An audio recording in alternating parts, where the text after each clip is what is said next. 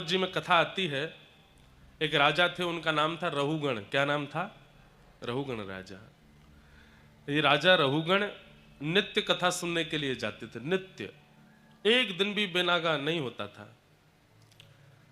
रोज कथा सुनने के लिए जाते, सालों तक कथा सुनते रहे। तो एक दिन क्या हुआ, ये राजा हैं, महाराजा हैं, इतने गांव, इतने शहर इनके बस में आते हैं, इतनी इनकी संपत्ति है, इसका अभिमान तो इनको रहता ही था। इसका भी अभिमान इनको होने लगा कि मैं नित्य कथा सुनने जाता हूं। और लोग प्रसिद्धि में इस बात को ये स्वयं बुलवाते थे कि सबको बताओ कि मैं नित्य सत्संग करता हूं, एक दिन भी नहीं छोड़ता। तब फिर उनके जीवन में एक भरत जी महाराज आए, जिनका जड़ भरत नाम पड़ा। ऋषभदेव भगवान के 100 पुत्रों में प्रथम पुत्र भरत जी, और वही जब अपने तीसरे जन्म में प्रकट हुए तो उनका नाम हुआ जड़ भरत। तो श्री जड़ भरत जी महाराज ने जाकर के इनका ये मान दूर किया कि भाई तुम कथा सुनने जाते हो, इसका भी तुमको अभिमान है। इसका मतलब क्या है? तुम कथा में जाते हो, पर कथा में बताया गया सत्संग तुम्हारे जीवन में नहीं आता, इसलिए तुमको अभिमान हो रहा है, मान हो रहा है। अनेक जन्मों के पुण्य जब एक साथ इकट्ठे होते हैं, तब गुरु की आज्ञा मानने का हमारा मन होता है। आज YouTube के माध्यम से, सोशल मीडिया के माध्यम से कथाओं का प्रचार बहुत हो रहा है, सत्संग का प्रचार बहुत हो रहा है, पर मानते कितने हैं, ये बड़ी बात है। लोग अपनी स्थिति के अनुसार कथा को सुनते हैं। कई बार व्यक्ति के जीवन में क्या चल रहा है ये पता करना हो तो उसका स्टेटस चेक करो। अगर अपने स्टेटस में उसने किसी संत महापुरुष की बात लगा रखी है तो समझो कि कोई छोड़ के चला गया बेचारे को, ब्याह टूट टाट गया है, कुछ तो गड़बड़ हुआ है, इसीलिए इतना एक्टिव होता। आजकल, पहले व्यक्ति दुखी होता था तो एकांत में जाता था, आजकल व्यक्ति दुखी होता है तो सोशल मीडिया पे आता है, वहां पे फिर पोस्ट करना शुरू करता है।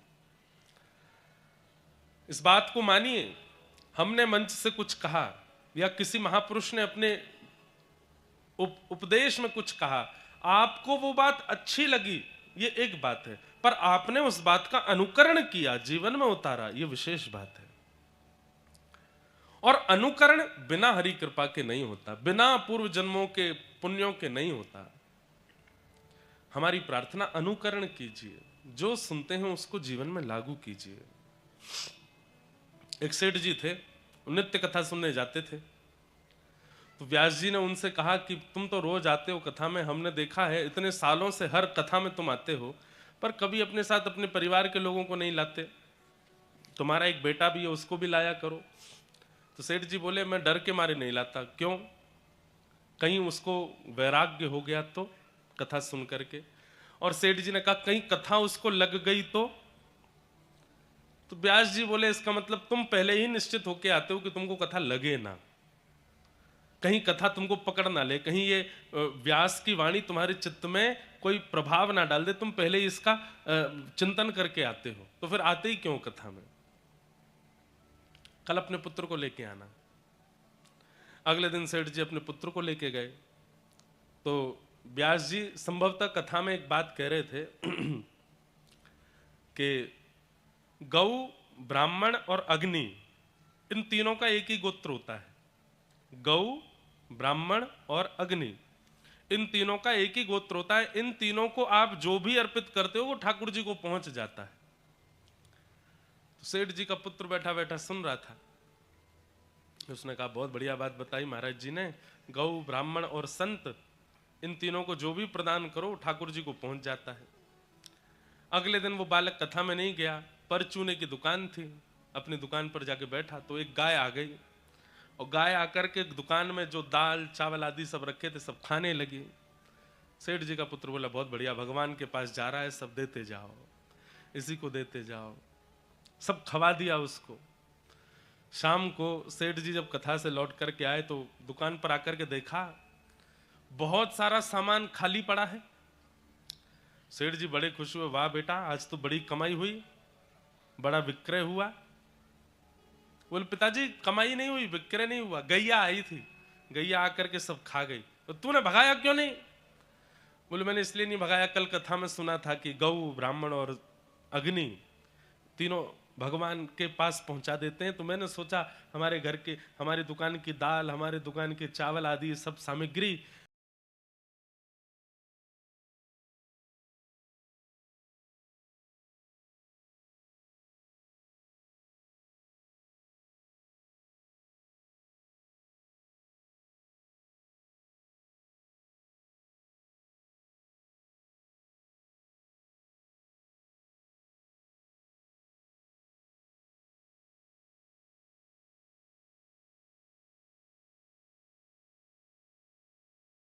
वैसे तो भगवान के पास पहुंचे नहीं, पहुंचे गैया के माध्यम से चली जाए, इसलिए मैंने नहीं भगाया। सेठ जी घबरा गए, बोले कथा लग गई पुत्र को। कई लोग इसी डर से कथा में आते भी नहीं कि कहीं हमें लग ना जाए, कहीं हमारे जीवन पर उसका बहुत विशेष प्रभाव ना हो जाए। नहीं, सत्संग सुनना एक बात और उसका जीवन में पालन करना ये विशेष बात है। यहां एक बार कथा कराने को हम मानते हैं कि भाग्योदयेन बहुजन्म समर्जितेन, अनेक जन्मों के भाग्य उदित होते हैं तब कथा का क्रम, कथा जीवन में आती है। पर धन्य है सागर वाले, एक साल में 6 महीना में ही दूसरी कथा हो रही है इनके यहाँ, इनके नगर में। हमको तो कमरा भी हमारा वही है, घर भी हमारा वही है जहां हम पिछली बार रुके थे। मौसम भी हल्का हल्का वैसा ही है, बल्कि जनवरी में जो कथा हुई उसमें थोड़ी गर्मी थी, थोड़ा गर्म हो रहा था माहौल। अब की बार थोड़ा ठंडा है। हमें तो ऐसा लग रहा है कि बस वो कथा परसों ही पूरी हुई है, कल से दूसरी कथा शुरू हो गई है। लग ही नहीं रहा कि 6-7 महीने निकल गए। खूब बढ़िया लगा, दोबारा सागर में आने का अवसर प्राप्त हुआ। ऐसे विधायक सबको प्राप्त हों जो कथा ही करवाते रहें। मध्य प्रदेश शासन के कैबिनेट मंत्री श्री नारायण कुशवाहा जी पधारे हैं, उनका बहुत बहुत अभिनंदन, बहुत बहुत स्वागत। तो हम क्या कह रहे थे, ध्यान से सुनो। श्रीमद् भागवत में एक श्लोक है और उस श्लोक में एक बहुत सुंदर बात कहते हैं, किसको जीवन में संबंधी बनाना चाहिए और किसका त्याग करना चाहिए। वास्तव में हम अभी कुछ दिन पहले कटनी आए थे, कुछ दिन पहले, 5 दिन पहले ही कटनी में 3 दिन का एक उत्सव था, वो करके यहां से गए। तब भी हमने एक बात कही थी और आज भी हम पुनः इस बात को दोहराएंगे। हम अभी जब वापस वृंदावन गए तो हमको 2-4 लोगों ने पकड़ा भी उस बात को लेके, पर हमने कहा भाई देखो जो फैक्ट है हम तो व्यासपीठ से वही बोलेंगे। मध्य प्रदेश की जनता में प्रेम है, भक्ति है, पर यहाँ के राजतंत्र करने वाले, राज शासन करने वाले नेताओं में भी भक्ति है। इस बात से हमको बड़ी प्रसन्नता होती है। हमारे उत्तर प्रदेश में सामान्य से वार्ड मेंबर भी अगर कथा में आते हैं तो इतना हल्ला करते हुए आते हैं, पता चल जाए कि कोई आए हैं। पर मध्य प्रदेश की कथा में मुख्यमंत्री भी आते हैं तो इतनी शांति से आके बैठ जाते हैं कि कहीं कथा में विक्षेप ना हो। ये बहुत बड़ी बात है। वहां मुख्यमंत्री जी पधारे थे, यहां भी संभवतः पधार रहे हैं, और पहले ही बोल देंगे कि हमको एक ऐसा समय बता दीजिए कि हम आवे तो कथा में विक्षेप नहीं हो गए।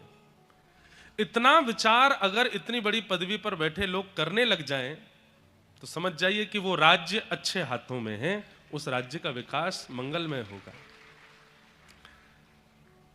गुरुर न शस्यात्, स्वजनो न शस्यात्, दैवम न तस्यात्, जननी न तस्यात्।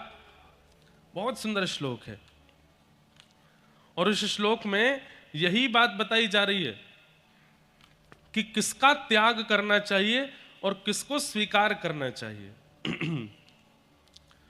तो त्याग की बात जब आती है तो उसका त्याग करो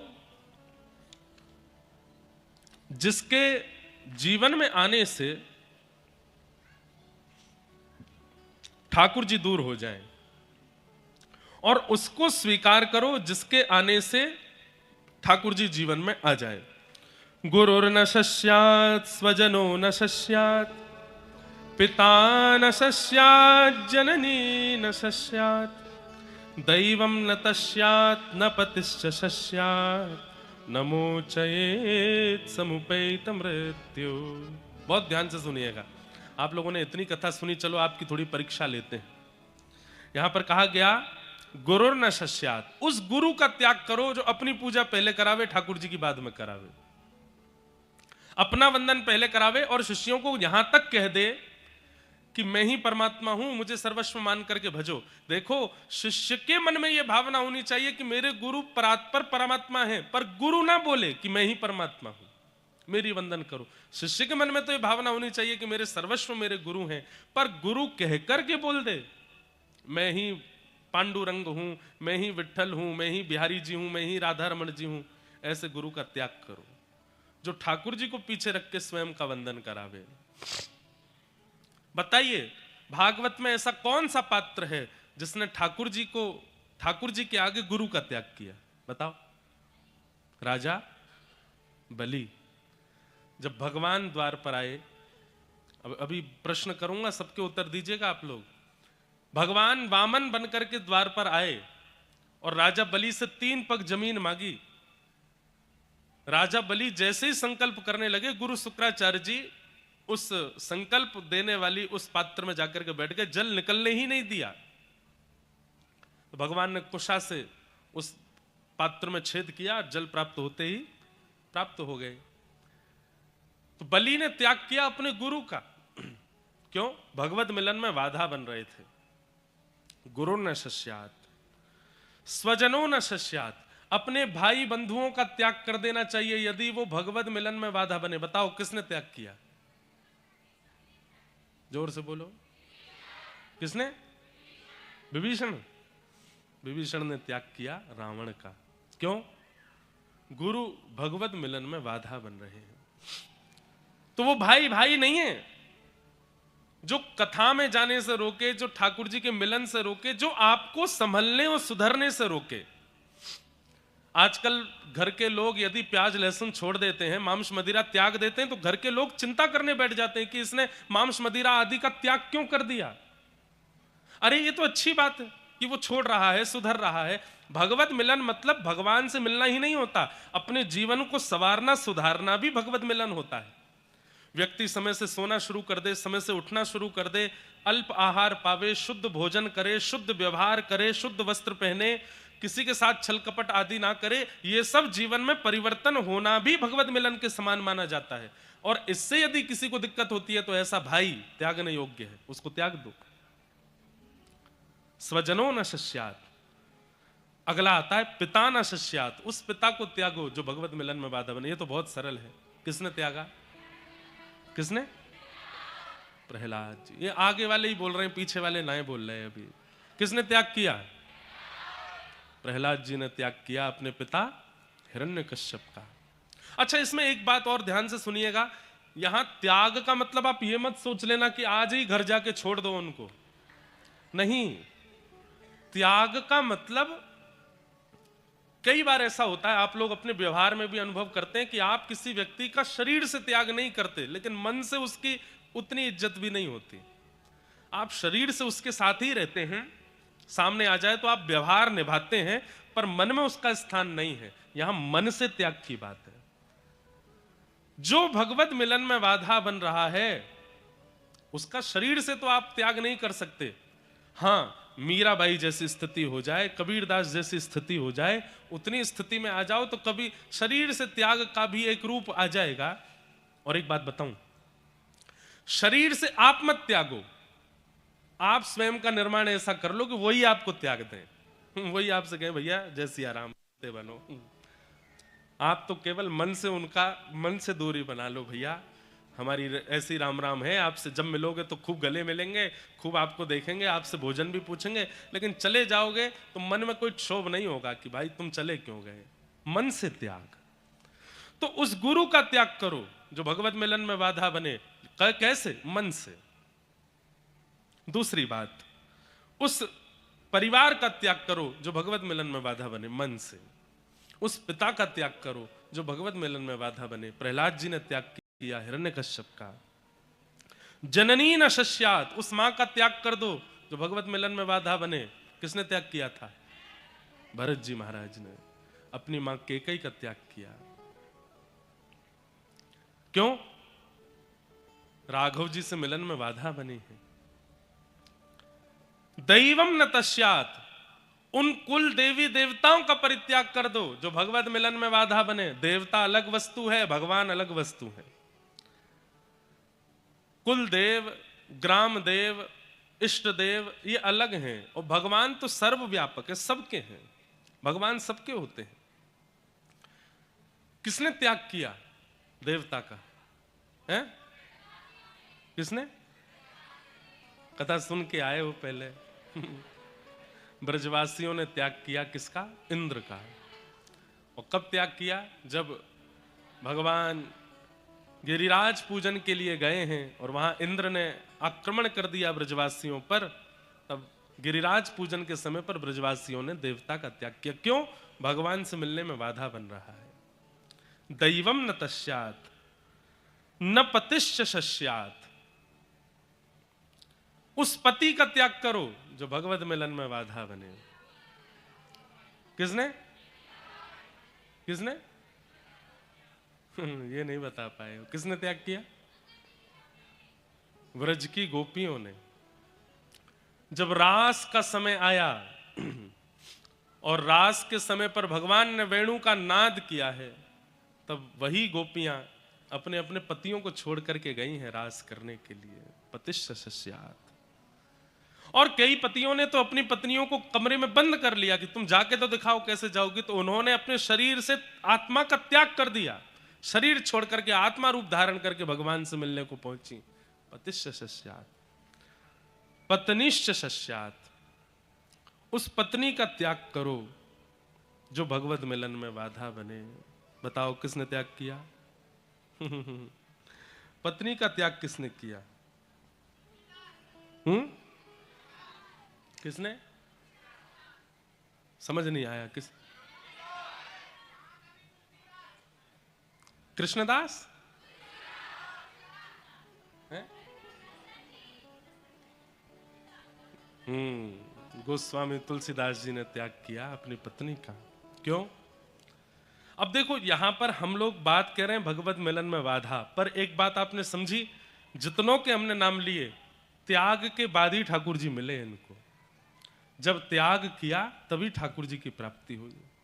गोस्वामी तुलसीदास तो पहले से ही तुलसीदास हैं, लेकिन जिस समय अपनी पत्नी के व्यवहार के कारण निकल गए घर से, उसी समय वह तुलसीदास निखरे और राम जी को मिले। सीधी बात, जो भगवत मिलन में बाधा बन रहा है वो हमारा है ही नहीं। पति वही, बहन वही, भाई वही, पिता वही, पत्नी वही, माता वही, स्वजन वही, गुरु वही, जो हरि सो मिलावे। सागर के लिए हम एक बात और जोड़ सकते हैं, विधायक वही जो हरि सो मिलावे। ये सुनकर के अभी हम पद यात्रा में थे, तो हमारे बागेश्वर वाले बोले अब कहाँ कथा है? मैंने कहा सागर में। बोले हैं, अभी तो आए थे आप कुछ दिन पहले। मैंने फिर से जा रहे हैं। अच्छा, कोई और कथा? मैंने नहीं, शैलेन जी करा रहे हैं। फिर से कथा करा रहे हैं? अभी तो किए थे। मैंने कहा जनवरी फरवरी में हुई थी। बड़ी भक्ति आई भैया चित्त में, इतनी जल्दी कथा करा रहे हैं। मैंने कहा तो किशोरी जी कृपा है। वो भी आश्चर्य में थे, भाई कोई विधायक जी, कोई नेता जी, कोई भी व्यक्ति कथा कराने का, एक बार कथा कराने के बाद 5 साल तक तो मन में रहता है कि अभी धीमे कराएंगे, आराम से कराएंगे, बाद में कराएंगे। 6 महीना में इतनी व्याकुलता उत्पन्न होना। भगवान करे हमारे भारत में जितने राज्य हैं, जितने प्रांत हैं, जितने शहर हैं, सब जगह की राजनीति निभाने वाले राजनेता ऐसे हो जाए कि उनके राज्य में, उनके प्रांत में, उनके नगर में, उनके गांव में संत जनों का आगमन होता ही रहे, वैष्णव जनों का आगमन होता ही रहे। समझ जाइए कि एक दिन इतने संतों के आगमन के प्रभाव से ठाकुर जी को भी उस प्रांत, नगर, गांव में आना पड़ेगा। हमारे यहाँ भक्तमाल जी कहती हैं कि महादेव एक जगह को प्रणाम करते हैं, तो पार्वती जी पूछती हैं आपने इस स्थान को प्रणाम क्यों किया? तो महादेव कहते हैं देवी भविष्य में इस स्थान में कभी कथा होगी, इसलिए मैं इस स्थान को प्रणाम कर रहा हूं।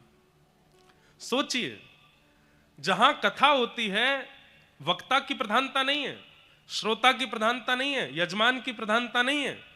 प्रधानता है ये जो पोथी सामने विराजमान, साक्षात कृष्ण स्वरूप है। ये ऐसे ही कहीं भी नहीं पहुंच जाती हैं। आप कितना भी धन खर्चा कीजिए, कितनी भी व्यवस्था कीजिए, भागवत जी अपने आप चल करके, अपने आप आपकी व्यवस्था से प्रसन्न होकर के नहीं आती। इनको कृपा करनी है, ये तो ही आएंगी। हम साल भर कथा करते हैं, कितनी कथाएं ऐसी होती हैं, सब व्यवस्थाएं होने के बाद भी वो कथा नहीं हो पाई। क्यों? ठाकुर जी की इच्छा नहीं थी। पर एक ही स्थान पर इतनी जल्दी दूसरी कथा का हो जाना, ये बंधुओं, हम 2 दिन से हम ही सोच रहे हैं ये कैसे हुआ। बस हो गया, ठाकुर जी की कृपा से हो गया।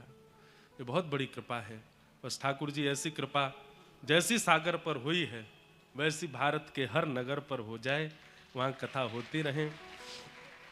यहाँ हम 2 बार आ गए, पर सागर की स्थिति ऐसी बन जाए कि हर 1-2 महीना में कोई ना कोई कथाकार, सब भारत के बड़े बड़े संत महापुरुष यहाँ पधारें।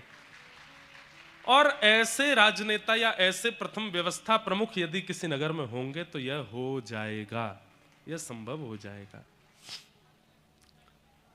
एक राजा की कथा मुझको याद भी आ रही है, पर उनका नाम याद नहीं आ रहा। एक राजा थे ऐसे, उन राजा ने, अब एक राजा की तो कथा चलो जिनकी याद नहीं है उनका कल बताऊंगा, पर एक राजा तो आपके मध्य प्रदेश में ही थे, ओरछा के राजा, जिनका नाम था मधुकर शाह। क्या नाम था? मधुकर शाह। मधुकर शाह राजा ने तो ओरछा के परकोटे में अपनी सेना लगा रखी थी, और सेना के हाथ में कोई तलवार नहीं, धनुष बाण नहीं, कुछ नहीं। हाथ में एक थाली दे रखी थी जिसमें चंदन, रोली और दीपक है, और दूसरे हाथ में माला है। पूरी सेना के लोग हाथ में दिया और माला लेकर के खड़े रहते थे, और दूरबीन लगा करके दूर दूर देखते रहते थे। ओरछा के परकोटे में यदि कोई भी संत महापुरुष दिखते थे, उनको आज्ञा थी, दौड़ करके जाइए, सबको तिलक बंधन कीजिए, माला पहनाइए, दक्षिणा रखिए, और अंत में निवेदन कीजिए, समय हो तो भीतर पधार करके राजा को आशीर्वाद दें। यदि समय ना हो तो वो वहीं से प्रसाद पाके प्रस्थान करें। 24 घंटे ओरछा के परकोटे में एक रसोई सिद्ध होती रहती थी, जहां पर पूड़ी, दाल, चावल आदि सब बनते रहते थे, और मार्ग में आने जाने वाले संत वैष्णवों की प्रसादी चलती रहती थी। ऐसे राजा मधुकर शाह कृपा करके राम राजा सरकार, मैंने कहा ना, ऐसे राजा जिस नगर में होंगे, ऐसे सेवक जिस नगर में होंगे, जिनके कारण संतों का आगमन बढ़ जाए, जिनके कारण संतों का आवागमन, कथाओं का होना प्रारंभ हो जाए नगर में, तो ठाकुर जी को आना पड़ता है। मधुकर शाह पर कृपा करने के लिए श्री राम राजा सरकार आकर के विराजमान हो गए, और आज भी श्री राम जी वहां विराजमान हैं। उनकी पत्नी वो राम भक्त थी। अच्छा, ये भी अद्भुतता थी कि मधुकर शाह राजा जो थे ये कृष्ण भक्त थे, और इनकी पत्नी जो थी वो राम भक्त थी, और उनकी राम भक्ति से प्रसन्न होकर के स्वयं सरजू जी से प्रकट होकर के श्री राम राजा सरकार ओरछा में आकर के विराजमान हो गए। आज भी दर्शन दे रहे हैं। तो धन्य हैं आप सब लोग कि आपके यहाँ कथाएं होती रहती हैं। मैं एक बार सागर पहले भी आया था, और इसी स्थान पर आया था। परम पूजनीय प्रातः स्मरणीय श्री मलुक पीठ वाले महाराज जी की कथा हुई थी, यहीं हुई थी, इसी प्रांगण में हुई थी। तब एक दिन के लिए मुझे आने का सौभाग्य प्राप्त हुआ था, वो कुछ घंटे के लिए। सुबह हमारे यहाँ से एक बड़ी अच्छी एक व्यवस्था है सागर आने की। एक ट्रेन चलती है, सुबह सुबह 7 बजे वृंदावन से बैठो, और संभवतः वो ललितपुर आती है कि यहीं सागर आती है, ललितपुर आती है ना शताब्दी। हाँ, तो वहीं उतर गए थे, वहां से यहाँ कथा में सम्मिलित हुए, कथा में सम्मिलित हो फिर दोबारा उसी ट्रेन में बैठ के वापस चले गए थे। आज जब मैं आ रहा था तो मुझे वो स्मृति याद आई कि मैं आ चुका हूँ पहले भी यहाँ एक कथा में। तो धन्य है ऐसे ऐसे महापुरुषों की यहाँ कथा हुई है, और हमें भी दूसरी बार यहाँ आने का अवसर प्राप्त हुआ है। कल हम बोल तो गए थे कि अब 2 बार आ गए 1 साल में, अब अगला चक्कर कब लगेगा कोई पता नहीं है। पिछली बार भी ऐसे बोल के गए थे 6 महीना में ही आना पड़ा, अब अगली बार का पता नहीं है कब आना पड़ जाए। पता चली कि मार्च अप्रैल में फिर से आ गए हम। लेकिन यदि ऐसे हम कोई उनका प्रचार नहीं कर रहे हैं, आप ये मत सोचना, हम अपने मंच से कभी किसी का प्रचार तो नहीं करते हैं, पर ऐसे भक्तों की संख्या या ऐसे राजनेता अगर किसी नगर में रहेंगे तो आना पड़ेगा, किसी न किसी प्रभाव से, भाव से आना पड़ेगा। तो हमारी बहुत बहुत शुभकामनाएं कि आप लोग ऐसे नगर में रहते हैं जहां कथा से इतना प्रेम किया जाता है, वैष्णवों से इतनी प्रीति की जाती है। ठाकुर जी निश्चित इस नगर पर कृपा करके हैं ही यहाँ पर पुनः पधारेंगे, ऐसी हमारी भावना है। कल हम लोगों ने महात्मा की चर्चा सुनी, आज प्रथम स्कंद से कथा का प्रारंभ करते हैं। जन्माद्यस्य अतोऽन्वयादितरतः चार्थे स्वविज्ञस्वराट् तेने ब्रह्म हृदय आदि कवये मुह्यन्ति यत्सूरयः तेजो वारिमृदां यथा विनिमयो यत्र तृषगो मृषा धाम्ना स्वेन सदा निरस्तकुहकं सत्यं परम धीमहि। श्रीमद् भागवत के प्रारंभ में परम सत्य परमात्मा को वंदन किया। मैं इस भाव पर एक बात कहता हूं, धर्म किसे कहते हैं कि हमारे द्वारा की गई क्रिया केवल हमको सुख देती है या हमारे कुछ लोगों को सुख देती है, वो धर्म नहीं है। धर्म का मतलब सर्वांगीण विकास, जो सबको आनंदित करे, वो धर्म कहलाता है।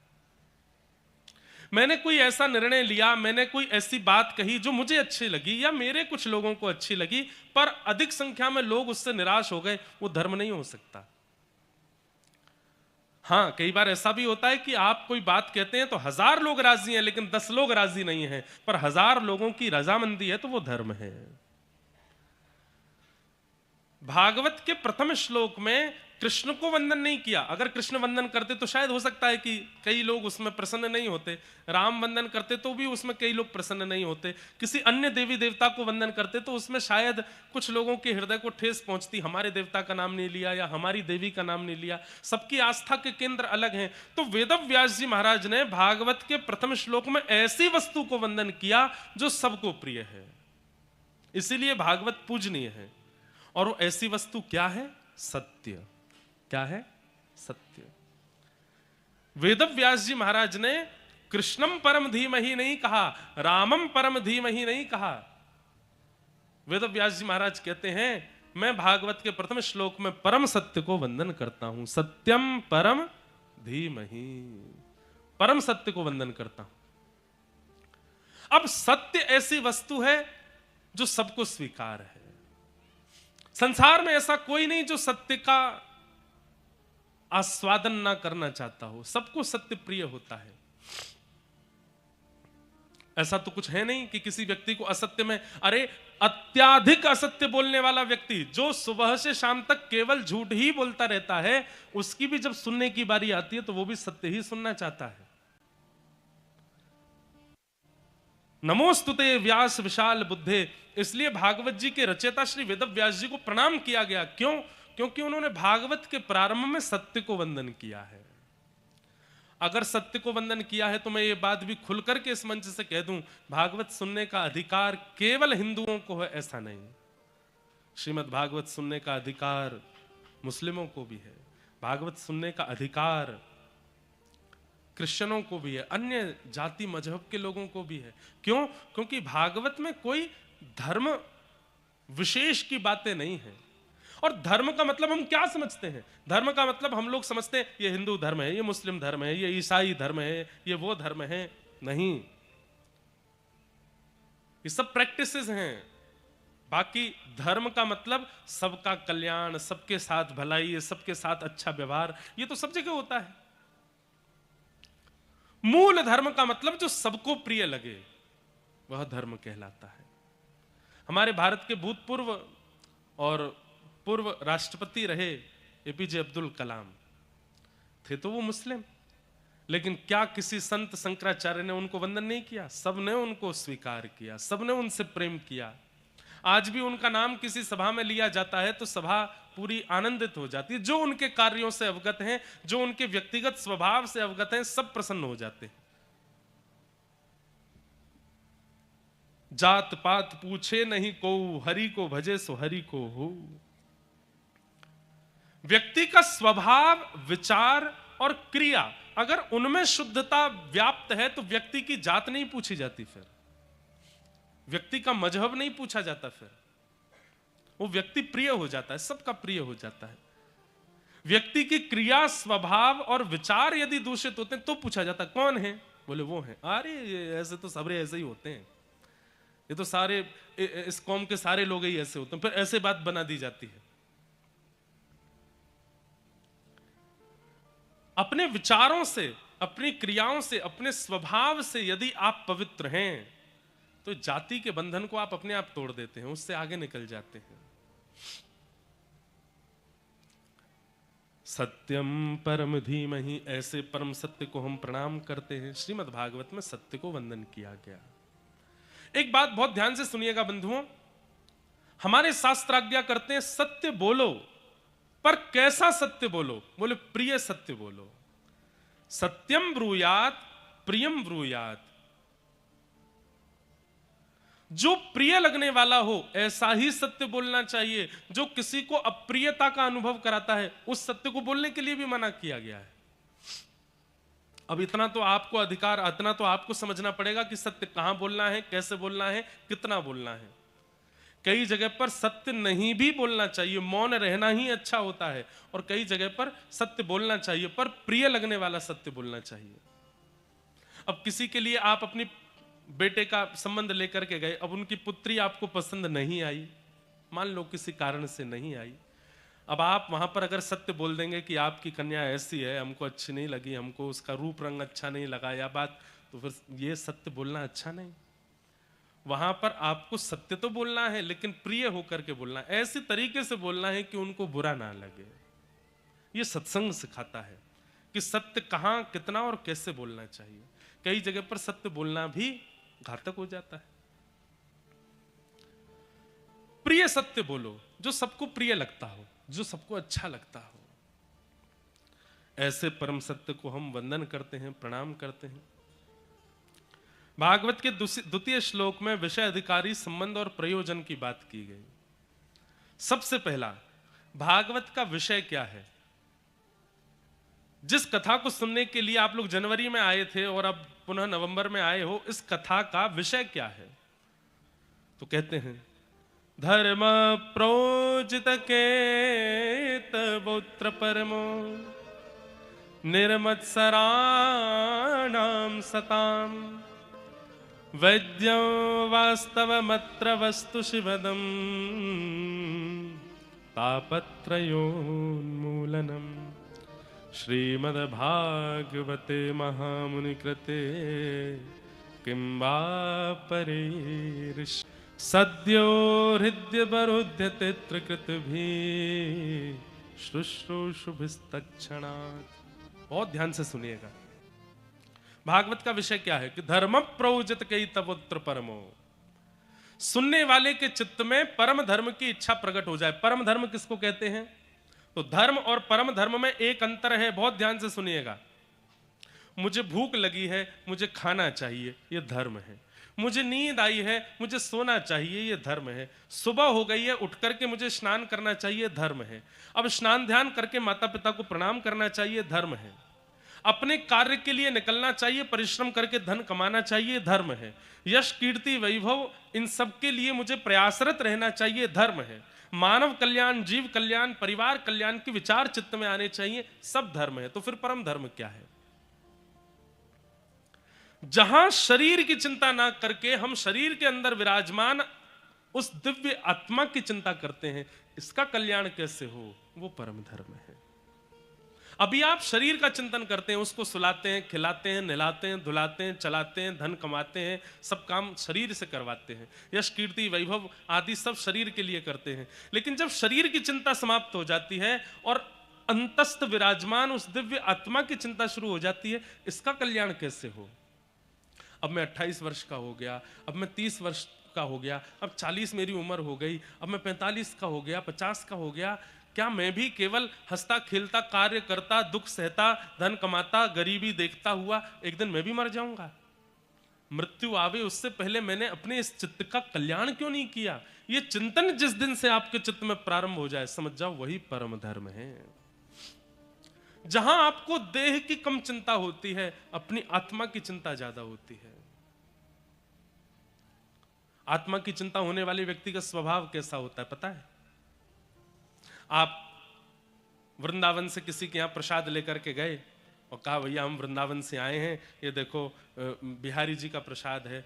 सामने वाले व्यक्ति ने आपका स्वागत नहीं किया, आपसे राम राम नहीं करी, सबसे पहले तुरंत प्रसाद लेकर के खोल करके एक तिनका अपने मुख में डाल लिया। क्यों? कहीं भैया मैं इनका आदर सम्मान करने लग गया और मैंने कहा लाओ प्रसाद धर देते हैं, थोड़ी देर बाद पाऊंगा, कहीं इतने में मेरे प्राण निकल गए तो? प्राण निकले उससे पहले मैं प्रसाद सेवन कर लूं। नियम बना लीजिए, कोई भी व्यक्ति घर पर आता है और वो कोई प्रसाद कह करके कोई वस्तु अर्पित करता है, आपके सामने कहता है कि वहां का प्रसाद है, उससे बाद में बात कीजिए, पहले कि भैया जल्दी पहले प्रसाद दो। तुरंत प्रसाद का एक तिनका लेके पाइए। एकादशी है, आपका मंगलवार का व्रत है, बृहस्पतिवार का, जो भी व्रत आपके रहते हैं सब व्रत बाद में, प्रसाद घर पर आवे सबसे पहले सेवन करो। क्यों? प्राण निकल गए तो उससे पहले ठाकुर जी का प्रसाद स्वीकार कर लो। एक जगन्नाथपुरी के राजा थे,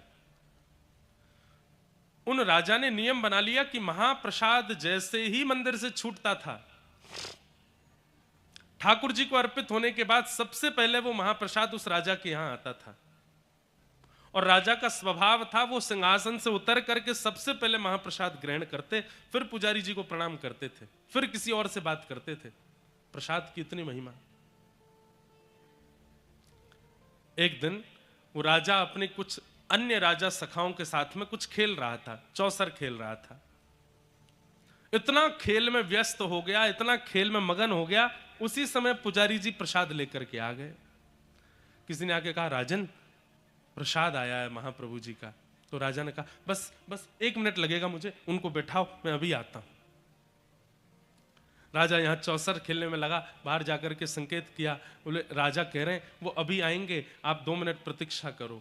तो पुजारी जी को यह बात अच्छी नहीं लगी कि इन्होंने प्रतीक्षा करने के लिए कहा, ठाकुर जी का प्रसाद प्रतीक्षा करेगा। पुजारी जी उठ करके वहां से चले गए। जैसे ही पुजारी जी वहां से गए तो थोड़ी देर में राजा खेल से निवृत्त होकर तुरंत भागा, प्रसाद आया, प्रसाद लेकर के आओ। तो सैनिकों ने कहा प्रसाद तो ले गए पुजारी जी, आपने प्रतीक्षा के लिए कहा तो उदास होकर के ले गए। राजा को इतनी ग्लानि हुई कि मैंने प्रसाद आया और मैंने मना कर दिया। मैं खेल में इतना तल्लीन हो गया, उसमें इतना मगन हो गया कि द्वार पर आए हुए प्रसाद की अवहेलना कर दी मैंने। अपने हाथ को देखने लगा, इसी हाथ से मना किया था मैंने, अब ये हाथ मेरे अंग पर रहने लायक नहीं है, पर अपने आप अपने हाथ को कैसे काटूं? सुनिएगा, बड़ी सुंदर कथा है। तो राजा ने क्या किया, एक दिन बड़ी चिंता में सभा में बैठा था, तो मंत्री जी ने पूछा राजन आप इतनी चिंता में क्यों बैठे हो? तो राजा ने कहा मैं तुम्हें बताऊं, तुम किसी को तो नहीं बताओगे? मंत्री बोले नहीं मैं किसी को नहीं बताऊंगा। बोले एक प्रेत मेरे कक्ष में आता है रात में, और रात में वो प्रेत नहीं दिखता, केवल उसका हाथ जंगले से दिखाई देता है, और उसका हाथ देख करके मुझे बड़ा डर लगता है। मंत्री बोले आपने हमें पहले क्यों नहीं बताया? बोले डर के कारण नहीं बताया। बोले क्या चाहते हैं आप? बोले मैं चाहता हूं कि कोई उस प्रेत का हाथ काट दे तो मेरे को रात में जो भय होता है वो ठीक हो जाए। मंत्री बोले आज आप चिंता मत करो, मैं आपके कक्ष में सोऊंगा और तलवार लेकर के बैठूंगा, जैसे ही वो प्रेत आएगा हाथ दिखाएगा हल्ला करेगा मैं उसका हाथ काट दूंगा। राजा बोले ठीक है। मंत्री नीचे गद्दा लगा करके सो गए, राजा पलंग पर सो गए। जैसे ही मंत्री की थोड़ी आंख लगी, राजा चुपचाप उठ करके बाहर गए और खिड़की खोल करके अपना ही हाथ भीतर डाल करके आवाज करने लगे जोर जोर से। मंत्री ने तुरंत उठ करके राजा का हाथ काट दिया। लेकिन जैसे ही देखा तो क्या पाया, अरे ये तो राजा ही हैं। राजा ने अपना हाथ कटवा दिया। मंत्री ने कहा राजन आपने तो कहा था कोई प्रेत है, आपने अपना हाथ कटवा दिया।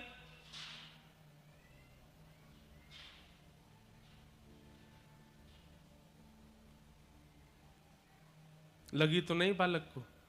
हाँ ठीक है। सब लोग इधर देखो, बोलो वृंदावन बिहारी लाल की। इतना वैराग्य भी मत लाओ माताएं, बालकों को अभी से ही छोड़ दो, जा बेटा। कथा सुन के हम में विरक्ति आ रही है।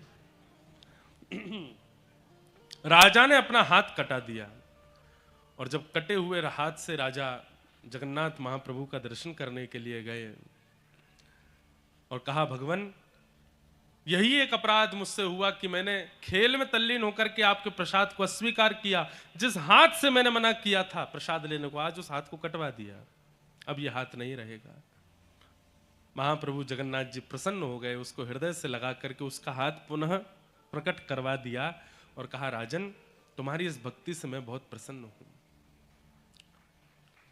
अभिप्राय क्या समझ में आया? व्यक्ति जब अपने देह का चिंतन करता है तो वो व्यक्ति धर्म करता है, लेकिन उस व्यक्ति को जब अपने देह में विद्यमान उस दिव्य चेतना आत्मा की चिंता होती है, तब वो जो क्रिया करता है उसको परम धर्म कहते हैं। श्रीमद् भागवत क्या कराती हैं? दैहिक कर्म कराना नहीं सिखाती, आत्मा के द्वारा आप भगवत प्राप्ति कैसे कर सको वो क्रम जो सिखावे वो भागवत है। अब कथा सुनना ये दैहिक क्रम नहीं है। अगर अपने देह से आप पूछेंगे कि कथा चल रही है कैसा लग रहा है, तो देह तो कहेगा कि भाई बहुत देर हो गई, अब मेरा मन हो रहा है कि इस पैर को थोड़ा सीधा कर लूं, थोड़ी कमर सीधी कर लूं, कोई तकिया लगा लूं, पीछे वाली आंटी जी थोड़े अपने घुटने हमसे टिका लो, कमर में दर्द हो रहा है। देह से यदि पूछो तो देह प्रसन्न नहीं होता। कई लोग शायद घड़ी भी देखते रहते होंगे, कब 6 बजेंगे, कब 5:30 बजेंगे, कब कथा विश्राम होगी, कब हम उठ करके जाएंगे। तो देह से यदि आप पूछो तो देह की प्रसन्नता नहीं होती कथा में। कथा में 6 बजे तक, 6:30 बजे तक, 5:30 बजे तक कौन बैठाता है आपको? आत्मा बैठाती है। वो आत्मा कहती है शरीर के लिए तो सब जगह हम कर्म कर ही रहे हैं, यहां जो वक्ता बोल रहे हैं उससे मुझे तृप्ति हो रही है, आपकी आत्मा कहती है, और उसकी तृप्ति के लिए आप उसको बैठा करके रखते हो। कल मुझे शैलेंद्र जी बताए, महाराज जी कई माताएं बहनें तो 10 बजे से आके बैठ जाती हैं कि आगे जगह मिलेगी कि नहीं, 11 बजे से आकर के अपना स्थान ग्रहण कर लेते हैं। ये 11 बजे से आपको यहां देह लेकर के नहीं आता। देह की अगर मानो तो देह क्या कहनी, आप बिस्तर पे बढ़िया तान दुपट्टा आनंद करो, लाइव तो आई रही है कथा, फोन में सुन लेंगे। देह की अगर मानेंगे तो देह कथा में नहीं लाता है। कथा में बैठाना, कथा सुनना और उसको जीवन में लागू करवाना, ये तो आत्मा करवाती है। परंतु 7 दिन तक तो आत्मा आपसे ये करवाएगी, पर 8वें दिन जिस दिन कथा यहां विश्राम हो जाए उसके बाद भी आपकी वो दिव्य चेतना आत्मा आपसे ये क्रिया करवाती रहे, तब समझो कि आप परम धर्म कर रहे हो, आप धर्म नहीं कर रहे हो। ये परम धर्म है। धर्म से इस लोक में आपको प्रसिद्धि मिल जाएगी, इस लोक में आपको संतुष्टि मिल जाएगी, पर परम धर्म से उस लोक में संतुष्टि की प्राप्ति होती है। परम धर्म से उस लोक में भगवत भाव की प्राप्ति होती है। तो श्रीमद् भागवत का विषय क्या है? परम धर्म करवाना। अब गिरिराज जी की परिक्रमा है, कितने लोग गए हैं गोवर्धन? परिक्रमा कितनों ने की है? सबने की है लगभग। महाराज जो वो आता है ना गुरु पूर्णिमा, उसको हमारे यहाँ बोलते हैं मुड़िया पूनो, उस दिन सबसे ज्यादा संख्या में परिक्रमा करने वाले ही मध्य प्रदेश के आते हैं। इतनी भीड़ होती है गिरिराज जी में कि हम मध्य प्रदेश में इसलिए बहुत ज्यादा प्रशंसा कर देते हैं, ऐसी बात नहीं है, हम वास्तविकता हृदय से कह रहे हैं। मध्य प्रदेश के लोगों में भक्ति बहुत है, और उसके पीछे कारण है यहाँ के लोगों की सरलता। यदि पैरामीटर नापा जाए भारत के हर प्रांत के लोगों का, तो स्वभाव की सरलता मध्य प्रदेश के लोगों में ज्यादा है। सीधे हैं थोड़े लोग, ऐसा नहीं है कि यहाँ चतुराई नहीं है यहाँ पर भी, पर और प्रांतों के लोगों से थोड़ी कम है। और प्रांत के लोग तो बहुत भयंकर चतुर हैं, और बड़ी बड़ी मेट्रोपॉलिटन सिटीज में तो चतुराई की तो बात ही मत पूछो, इतने चतुर लोग होते हैं कि बस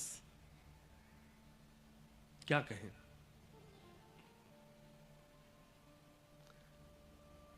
कैसे चतुर होते हैं? अपनी गाड़ी पे लिखवा देंगे पूर्व विधायक, और पूर्व विधायक के नीचे लगवा देंगे उनके पड़ोसी। पूर्व विधायक बड़े अक्षरों में सबको लगे पूर्व विधायक है, नीचे नहीं उनके पड़ोसी हैं। किसके पड़ोसी? बोले पूर्व विधायक के। तो ऐसी चतुराइयां संसार के लोगों में हैं, पर मध्य प्रदेश के लोगों में थोड़ी सरलता सहजता ज्यादा है। इसीलिए आप देखेंगे हर गांव हर नगर, हमने तो अनुभव कर लिया कितनी कथाएं मध्य प्रदेश में होती हैं। साल भर में सब जगह कथा, 3-4 कथा मध्य प्रदेश में तो हो ही जाती हैं। और जहां कथा होती है वहीं पास में ही कोई या तो देवी या हनुमान जी का मंदिर होगा ही होगा। और वो देवी हनुमान जी का मंदिर वो किसी ना किसी की सिद्धता जरूर करते होंगे। जैसे कोई हनुमान जी का मंदिर होगा, उस हनुमान जी के मंदिर की प्रसिद्धि ऐसी होगी कि यहाँ मंगलवार को ऐसा करने से ऐसा हो जाता है। देवी का मंदिर होगा, बोले यहाँ पे घंटा चढ़ाने से ये होता है, यहाँ चुनरी चढ़ाने से ये होता है। और वहाँ महाराज भीड़ लाखों की तादाद में, हर मंदिर में भीड़। मतलब इसको लोग गलत तरीके से ना समझे कि महाराज जी कहीं हमारी वो तो नहीं कर रहे, हंसी तो नहीं बना रहे मध्य प्रदेश। नहीं, आप ये विचार कीजिए कि इतनी संख्या में देवी और देवता, और विशेष रूप से हनुमान जी और देवी यहां प्रकट हैं क्योंकि ये भूमि उनको प्रिय है, मध्य प्रदेश प्रिय है। इसीलिए सबसे ज्यादा हनुमान जी के मंदिर यही है, सबसे ज्यादा देवियों के मंदिर भी यही है, और सब सिद्धि प्रदान करने वाले हैं। क्यों? क्योंकि यहां के लोगों में सहजता है, सरलता है, विश्वास है। एक और बात, सहज व्यक्ति, सरल व्यक्ति, स्वभाव का मधुर व्यक्ति तभी हो सकता है जब उसके चित्त में विश्वास होगा। अगर किसी के चित्त में विश्वास नहीं होता तो भी वो सहज। विश्वास नहीं है मतलब क्या है? अविश्वास है। अविश्वास होता है तो व्यक्ति चतुर होता है, शक की स्थिति आ जाती है, वो दिन भर बस ओवर थिंक करता रहता है, अच्छा ऐसा है तो ऐसा है, ऐसा है तो ऐसा। लेकिन विश्वासशील व्यक्ति जो होता है वो ज्यादा चिंतन नहीं करता, बस मान लेता है।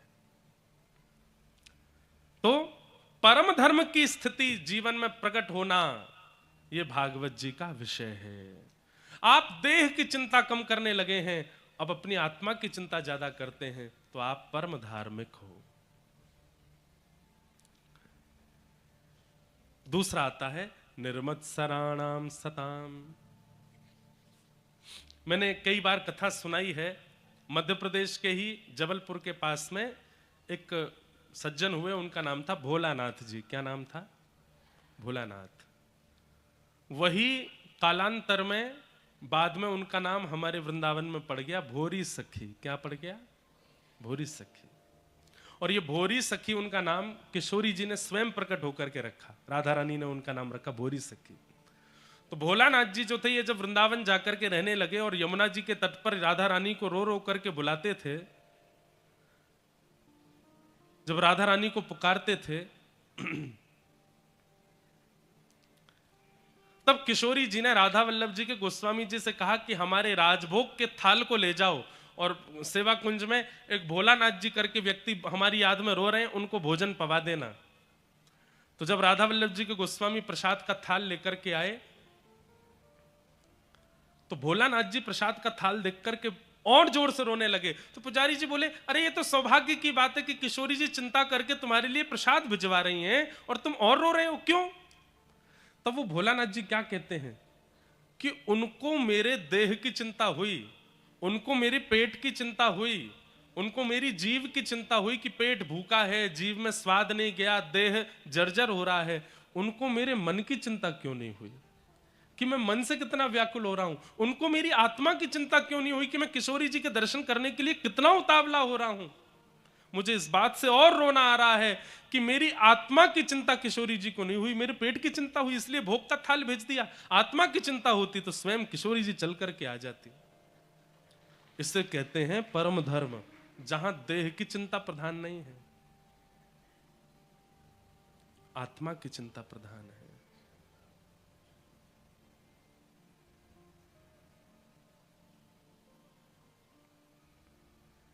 आत्मा की चिंता प्रधान है। ऐसे श्री भोलानाथ जी हुए भोरी सखी। निर्मत्सराणाम सताम। भागवत का अधिकारी कौन है? किसको अधिकार है कथा सुनने का? तब कहते हैं जिसके चित्त में मात्सर्य दोष नहीं है। मात्सर्य दोष मतलब आपके अंदर काम है, क्रोध है, लोभ है, मोह है, ईर्ष्या है, द्वेष है, अभिनिवेश है, दुनिया की सारी दुर्गंध आपके अंदर है, कोई बात नहीं। लेकिन यदि एक दोष यदि आपके अंदर है तो आप ठाकुर जी को कभी प्राप्त नहीं कर पाओगे। और वो दोष क्या है? मात्सर्य दोष। मात्सर्य दोष मतलब दूसरे की उपलब्धि से परेशान होना। और क्षमा कीजिएगा, हर व्यक्ति के अंदर ये दोष होता है, हर व्यक्ति के अंदर यह दोष होता है। उसे दूसरे की उपलब्धि अच्छी नहीं लगती। इसको सामान्य भाषा में ईर्ष्या भी कहते हैं और सामान्य भाषा में जलन भी कहते हैं। जलन हो रही है कि वो इतना अच्छा क्यों हो गया, उसको इतना कैसे मिल गया, उसको ये प्राप्त कैसे हो गया।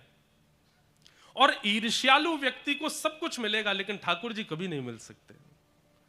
ईर्ष्या का दोष एक ऐसा दोष है जो ठाकुर जी से विमुख कराता है, ठाकुर जी से दूर कराता है।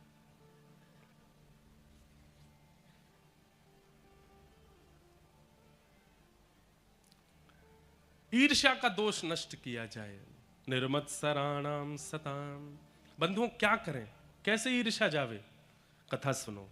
और मैं तो कहता हूं पहले दिन की कथा सुनो, जिसकी ईर्ष्या होती है चित्त में, उन सबका चिंतन कर लो। अभी किन किन को देख करके ईर्ष्या होती है, किन की प्रसिद्धि उपलब्धि सुनकर के ईर्ष्या होती है। आपका पड़ोसी है, परिवार का है, दूर का संबंधी है, जो भी है उसका चिंतन करो।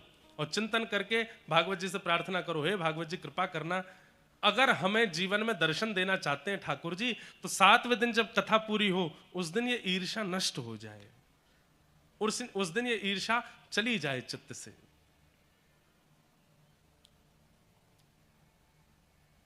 और जब जब ईर्ष्या प्रकट हो, उनका फोटो सेव कर लीजिए अपने फोन में, जिनको देख करके ईर्ष्या होती है बार बार देखो। देख के जैसी ईर्ष्या हो जाए तुरंत श्री कृष्ण गोविंद हरे मुरारे, हे नाथ नारायण वासुदेव, ठाकुर जी आपको प्रणाम, इससे ईर्ष्या मेरी खत्म करो। लोगों से कहो इसकी बातें मुझे सुनाओ, इसकी उपलब्धियां मुझे बताओ। और जब लोग कहें ईर्ष्या हो, ईर्ष्या के साथ साथ तुरंत, भाई बुखार आने पर ही पैरासीटामोल ली जाती है, ईर्ष्या हो तुरंत भगवान नाम गाने लग जाओ।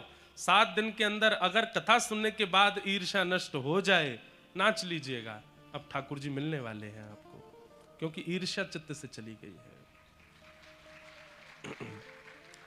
हमारे ब्रज में गाते हैं, मेरे गिनियो ना अपराध लाडली श्री राधे, मेरे गिनियो ना अपराध लाडली श्री राधे, मेरे गिनियो ना अपराध लाडली श्री राधे,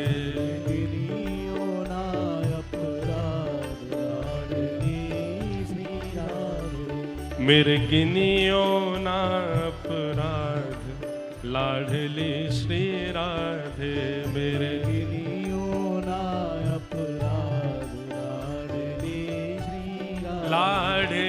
श्री राधे, लाडली श्री राधे, लाडली श्री राधे,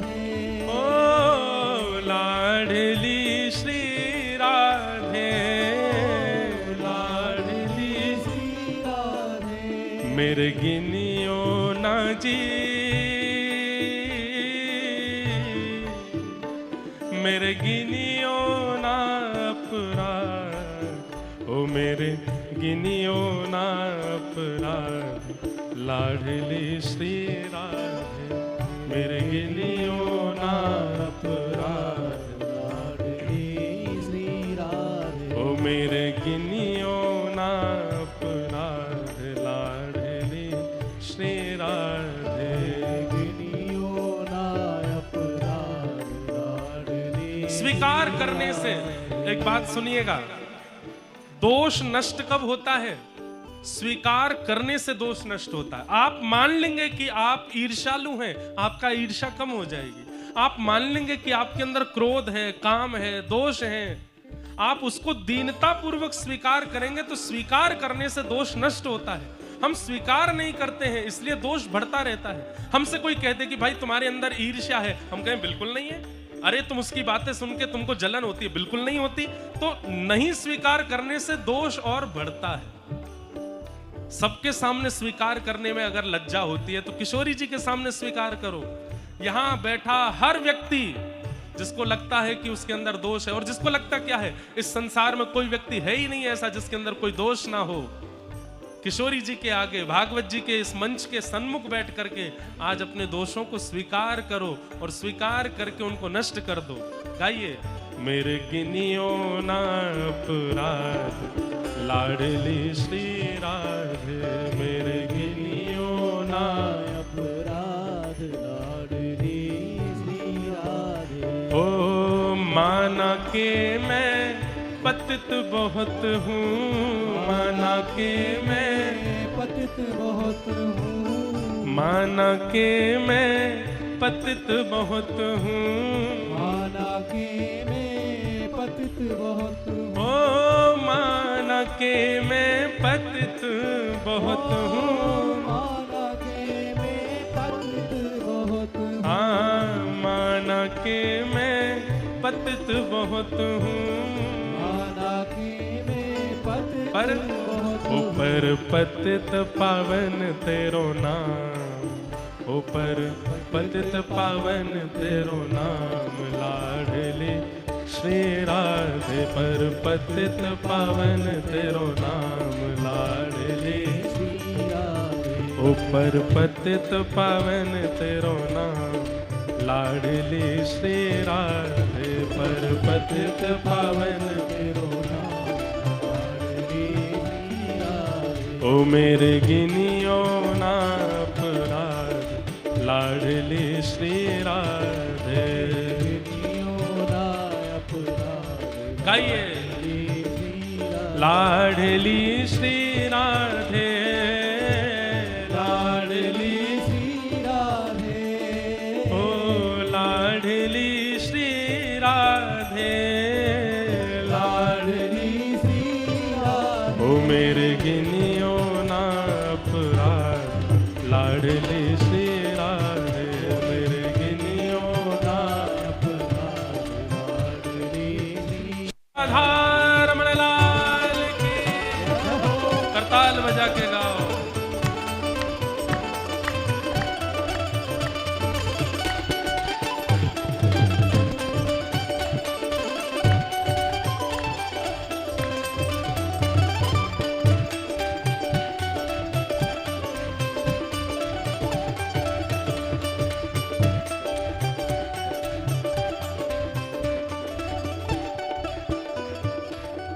अष्ट सखिन में गोप गोपिन में, अष्ट सखिन में गोप गोपीन में, अष्ट सखिन में गोप गोपिन में, अष्ट सखीन में गोप गोपीन में, उन्हू की दासी दासन में, उन्हू की दासी दासन में, उन्हू की दासी दासन में, उन्हू की दासी दासन में, हे अष्ट सखिन में गोप गोपिन में, अष्ट सखीन में गोप गोपीन में, उन्हू की दासी दासन में। उन्हू की दासी दासन कितनी में। अच्छी बात कह रहे हैं हे किशोरी जी, या तो अष्ट सखियों में या गोप गोपियों में, और अगर इनमें नहीं हो सके तो उनके जो दास दासियां हैं उनमें। कहीं लिख ली जो मेरो नाम, कहीं लिख ली जो मेरो नाम, लाडली श्री राधे, कहीं लिख ली जो मेरो नाम, लाडली श्री राधे ओ कहीं लिख ली जो मेरो नाम, लाडली श्री राधे। लिखली जो मेरो नाम, लाडली श्री राधे लाडली श्री राधे, लाडली श्री राधे ओ लाडली श्री ओ राधे, लाडली श्री राधे ओ मेरे गिनियो ना अपराध, लाडली श्री राधे, मेरे गिनियो ना अपराध, लाडली श्री राधे ओ मेरे गिनियो ना अपराध, लाडली श्री राधे। गिनियो ना अपराध, और लाडली श्री राधे जो तुम मेरे अवगुण देखो, जो तुम मेरे अवगुण देखो, जो तुम मेरे अवगुण देखो, जो तुम मेरे अवगुण देखो, हाँ नेक न देखो, नेक न देखो, नेक न देखो, नेक न देखो, हे जो तुम मेरे अवगुण देखो, श्री जी अब मत देखो, अब मत देखो, श्री जी अब मत देखो, अब मत हे श्यामा जी, देखो। आप तो वैसे अवगुण नहीं देखती हैं, और इसका क्या प्रमाण है कीर्तन के बाद बताऊंगा कि किशोरी जी अवगुण नहीं देखती हैं। पर हम तो प्रार्थना कर ही सकते हैं, हे श्यामा जी हमने बहुत गलत किया है, आप कृपा करके मेरे अवगुण मत देखना। क्यों? हो क्योंकि इनका ना कोई हिसाब, क्योंकि इनका ना कोई हिसाब, ओ अब इनका ना कोई हिसाब, अब इनका ना कोई हिसाब। लाडली श्री राधे अब इनका ना कोई हिसाब, लाडली श्री राधे। ओ मेरे गिनियो ना अपराध, लाडली श्री राधे। गिनियो ना अपराध, लाडली श्री राधे। लाडली श्री राधे, लाडली श्री राधे। ओ लाडली श्री राधे, लाडली श्री राधे। लाडली श्री राधे, लाडली श्री राधे। ओ मेरे गिनियो, ओ मेरे गिनियो, ओ मेरे गिनियो ना अपराध, लाडली श्री राधे। गिनियो ना अपराध, लाडली श्री राधे। ओ मेरे गिनियो ना अपराध, लाडली श्री राधे। गिनियो ना अपराध, लाडली श्री राधे राधे राधे गोविंद राधे, राधे राधे राधे गोविंद राधे। भजो राधे राधे राधे गोविंद राधे, राधे राधे राधे गोविंद राधे। हे गोविंद राधे गोपाल राधे, गोविंद राधे गोपाल राधे।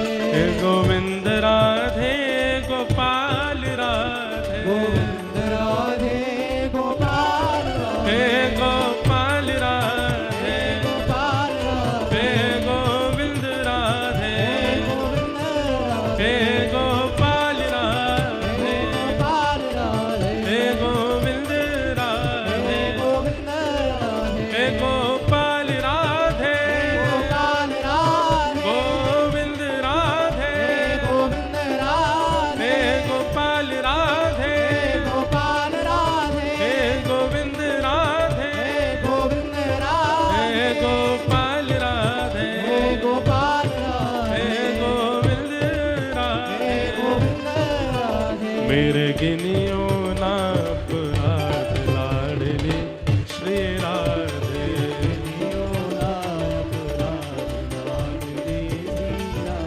ओ मेरे गिनियो ना अपराध, लाडली श्री राधे।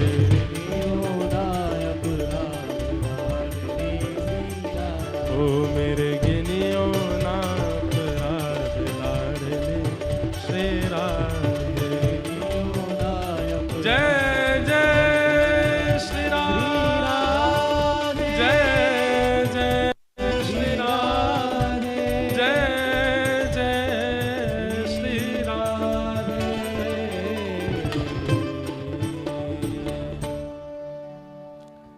माना के मैं पतित बहुत हूँ, माना के मैं पतित बहुत हूँ। पर पतित पावन तेरो नाम, लाडली श्री राधे।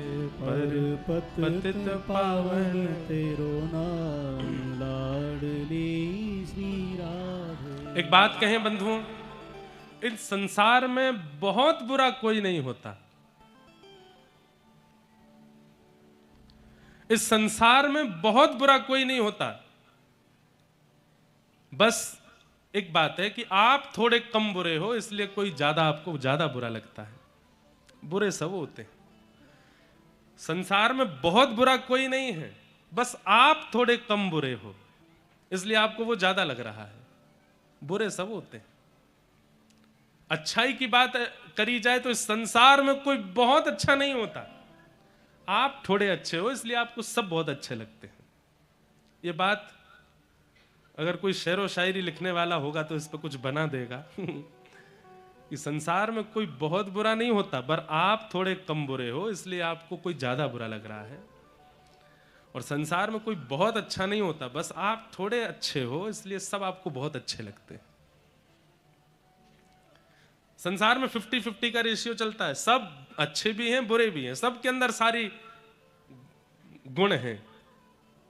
तो फिर क्या होता है, बस गुरु कृपा किसी किसी पर अधिक हो जाती है, गुरु कृपा किसी किसी पर विशेष हो जाती है, तो वो व्यक्ति इस अच्छे बुरे के दौर में भगवान का हो जाता है। और ठाकुर जी का हो जाना ही एक विशेष बात है। बुरे भी ठाकुर जी के हो जाते हैं, अच्छे भी ठाकुर जी के होते हैं, बस वो ठाकुर जी का होना किसी गुरु कृपा से ही होता है। अगर देखा जाए तो इस कलिकाल में रावण से भी बुरे लोग हैं,